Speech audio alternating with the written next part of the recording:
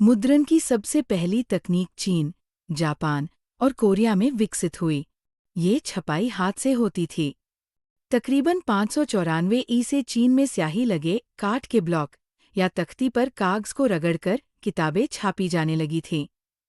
चूंकि पतले, छिद्रित कागज के दोनों तरफ छपाई संभव नहीं थी, इसलिए पारंपरिक चीनी किताब एकॉर्डियन शैली में किनारों को मोड़ने के बाद सिलकर बनाई जाती थी। किताबों का सुलेखन या खुशनवीसी करने वाले लोग दक्ष सुलेखक या खुशखत होते थे, जो हाथ से बड़े सुंदर सुडौल अक्षरों में सही कलात्मक लिखाई करते थे। एक लंबे अरसे तक मुद्रित सामग्री का सबसे बड़ा उत्पादक चीनी राजतंत्र था। सिविल सेवा परीक्षा से नियुक्त चीन की नौकरशाही भी विशालकाय थी, तो चीनी राजतंत्र इन परीक्षाओं के लिए बड़ी तादाद में किताबें छपवाता था। 16वीं सदी में परीक्षा देने वालों की तादाद बढ़ी, लिहाजा छपी किताबों की मात्रा भी उसी अनुपात में बढ़ गई। 17वीं सदी तक आते आते चीन में शहरी संस्कृति के फलने फूलने से छपाई के इस्तेमाल में भी विविधता आई। अब मुद्रित सामग्री के उपभोक्ता सिर्फ विद्वान और अधिकारी नहीं रहे। व्यापारी अपने रोजमर्रा के कारोबार की जानकारी लेने के लिए मुद्रित सामग्री का इस्तेमाल करने लगे। पढ़ना एक शगल भी बन गया। नए पाठक वर्ग को काल्पनिक किस्से, कविताएं, आत्मकथाएं, शास्त्रीय साहित्यिक कृतियों के संकलन और रूमानी नाटक पसंद थे। अमीर महिलाओं ने भी पढ़ना शुरू किया और कुछ ने स्वरचित काव्य और नाटक भी छापे। पढ़ने की ये नई संस्कृति एक नई तकनीक के साथ आई। 19वीं सदी के अंत में पश्चिमी शक्तियों द्वारा अपनी चौकियां स्थापित करने के साथ ही पश्चिमी मुद्रण तकनीक और मशीनी प्रेस का आयात भी हुआ। पश्चिमी शैली के स्कूलों की ज़रूरतों को पूरा करने वाला शंघाई प्रिंट संस्कृति का नया केंद्र बन गया। हाथ की छपाई की जगह अब धीरे धीरे मशीनी या यांत्रिक छपाई ने ले ली। जापान में मुद्रण। चीनी बौद्ध प्रचारक 768 से 770 ई के आसपास छपाई की तकनीक लेकर जापान आए। जापान की सबसे पुरानी 868 ई में छपी पुस्तक डायमंड सूत्र है, जिसमें पाठ के साथ साथ काठ पर खुदे चित्र है। तस्वीरें अक्सर कपड़ों, ताश के पत्तों और कागज के नोटों पर बनाई जाती थी। मध्यकालीन जापान में कवि भी छपते थे और गद्यकार भी, और किताबें सस्ती और सुलभ थीं।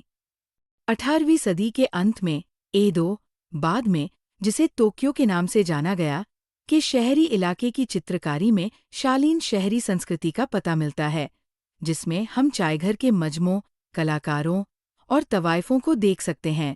हाथ से मुद्रित तरह तरह की सामग्री महिलाओं, संगीत के साजों, हिसाब किताब, चाय अनुष्ठान, फूलसाजी, शिष्टाचार और रसोई पर लिखी किताबों से पुस्तकालय एवं दुकानें अटी पड़ी थीं। यूरोप में मुद्रण का आना। सदियों तक चीन से रेशम और मसाले रेशम मार्ग से यूरोप आते रहे थे। 11वीं सदी में चीनी कागज भी उसी रास्ते वहां पहुंचा। कागज ने कातिबों या मुंशियों द्वारा सावधानीपूर्वक लिखी गई पांडुलिपियों के उत्पादन को मुमकिन बनाया। फिर 1295 ई में मार्को पोलो नामक महान खोजी यात्री चीन में काफी साल तक खोज करने के बाद इटली वापस लौटा। जैसा कि आपने ऊपर पढ़ा, चीन के पास वुडब्लॉक, काठ की तख्ती वाली छपाई की तकनीक पहले से मौजूद थी। मार्को पोलो ये ज्ञान अपने साथ लेकर लौटा। फिर क्या था? इतालवी भी तख्ती की छपाई से किताबें निकालने लगे और जल्द ही ये तकनीक बाकी यूरोप में फैल गई। मुद्रित किताबों को सस्ती, अश्लील मानने वाले कुलीन वर्गों और भिक्षु संघों के लिए छपी किताबों के विलासी संस्करण अभी भी बेशकीमती वेलम, वल्लम या चर्म पत्र पर ही छपते थे। व्यापारी और विश्वविद्यालय के विद्यार्थी सस्ती मुद्रित किताबें खरीदते थे। किताबों की मांग बढ़ने के साथ साथ यूरोप भर के पुस्तक विक्रेता विभिन्न देशों में निर्यात करने लगे। अलग अलग जगहों पर पुस्तक मेले लगने लगे। बढ़ती मांग की आपूर्ति के लिए हस्तलिखित पांडुलिपियों के उत्पादन के भी नए तरीके सोचे गए। अब सिर्फ अमीर लोगों के यहाँ सुलेखक या कातिब नहीं पाए जाते थे, बल्कि पुस्तक विक्रेता भी अब उन्हें रोजगार देने लगे। आमतौर पर एक विक्रेता के यहाँ 50 कातिब काम करते थे।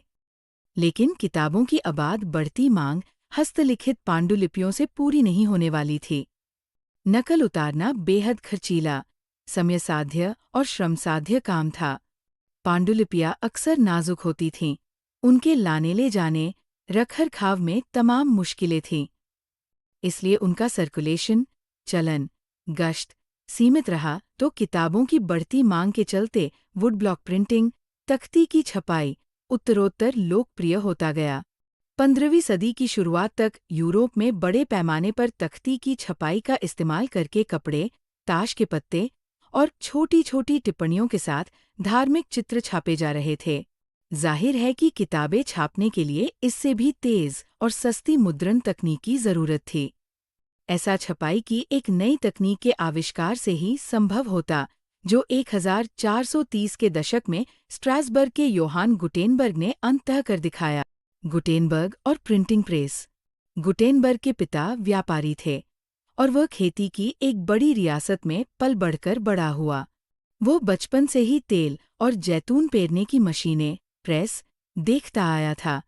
बाद में उसने पत्थर पर पॉलिश करने की कला सीखी, फिर सुनारी और अंत में उसने शीशे को इच्छित आकृतियों में गढ़ने में महारत हासिल कर ली।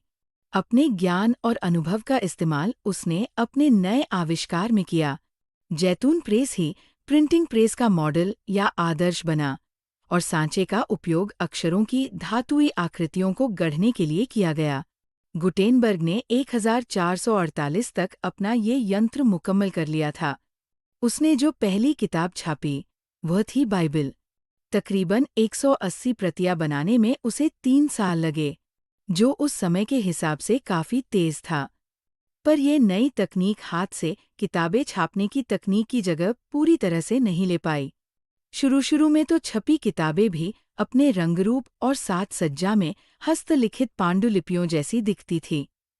धातुई अक्षर हाथ की सजावटी शैली का अनुकरण करते थे। हाशिए पर फूलपत्तियों की डिजाइन बनाई जाती थी और चित्र अक्सर पेंट किए जाते थे। अमीरों के लिए बनाई किताबों में छपे पन्ने पर हाशिए की जगह बेल बूटों के लिए खाली छोड़ दी जाती थी।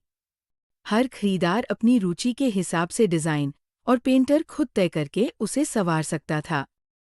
करीब 100 सालों के दरमियान 1450 से 1550 यूरोप के ज्यादातर देशों में छापे खाने लग गए थे। जर्मनी के प्रिंटर या मुद्रक दूसरे देश जाकर नए छापे खाने खुलवाया करते थे। छपाई खाने की संख्या में वृद्धि के साथ साथ पुस्तक उत्पादन में कमाल की बढ़ोतरी हुई। 15वीं सदी के दूसरे हिस्से में यूरोप के बाजार में 2 करोड़ मुद्रित किताबें आईं। ये संख्या 16वीं सदी में 20 करोड़ हो गई। हाथ की छपाई की जगह यांत्रिक मुद्रण के आने पर ही मुद्रण क्रांति संभव हुई।